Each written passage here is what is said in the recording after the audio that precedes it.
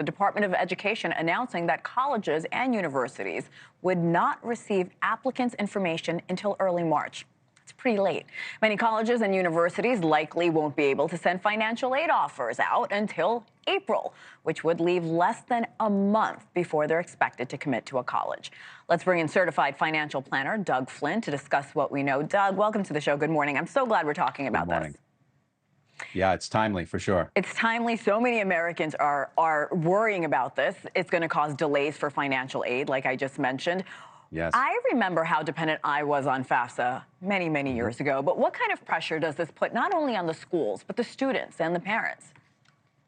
Quite a bit. We used to have to get it in October, so that was plenty of time in advance to get it done. And now it's like, the website came out with problems, as federal websites tend to do, and trying to get that information in. I think you still need to get that information in as quickly as possible by the end of this month so that you can get those calculations as quickly as possible. Students do need to pick their schools by May 1st. It doesn't leave you a lot of time to get your aid packages back and decide which one you ultimately want to go to, because those student aid packages really do make a difference in which school a lot of kids choose to go to.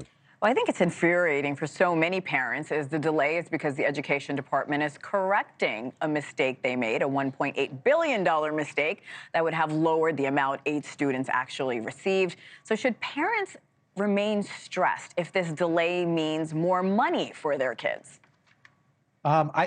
I don't know how stressed you should be other than just get it done. There are some pickups on the Pell Grant for people below the poverty line, which is great. You'll automatically get the maximum now of almost $7,400. Even people making less than $70,000 will get a pickup in the Pell Grant.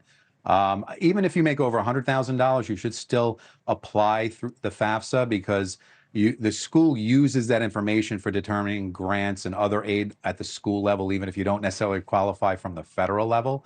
I think you just got to hunker down here now and get it in now that the website's operating, and this way you're closer to getting the information that you do need. There are some changes too that are affecting people that are causing some concern, though. In this country, there are 17 million students that are waiting for aid.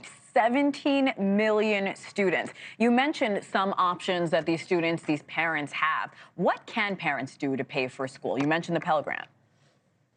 Yes. I mean, the calculations are going to be different. They should know, like in the past, if you had a divorced situation and the child was living with the parent that didn't make any money, that's who would file. Now the government wants the information to who provided the most financial support, and they're going to automatically link in the tax returns. So people are going to be changing, how the calculations, they don't know what they got last year if they had a child in school, what it's going to look like this year. So it's really hard to plan under the gun here, getting the information late for this year. As far as longer term goes, you have to be really careful. Putting money away in a child's name and their social security number under the UTMA ownership comes back to bite you later on, because they use a higher calculation against qualification, and that money's the child's at age 21, whether you like it or not. So looking to the 529s, doing whatever you can, as small as it is there, is really something that you should consider. Doug, any long-term implications here?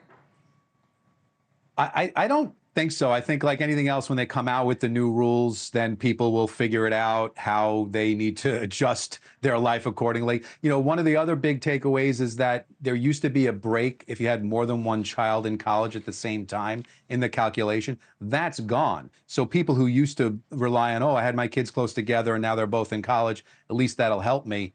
Now it doesn't help you at all. So I think I don't think people are going to change when they have their kids. They're not going to have them for 4 years apart just to pick up some financial aid.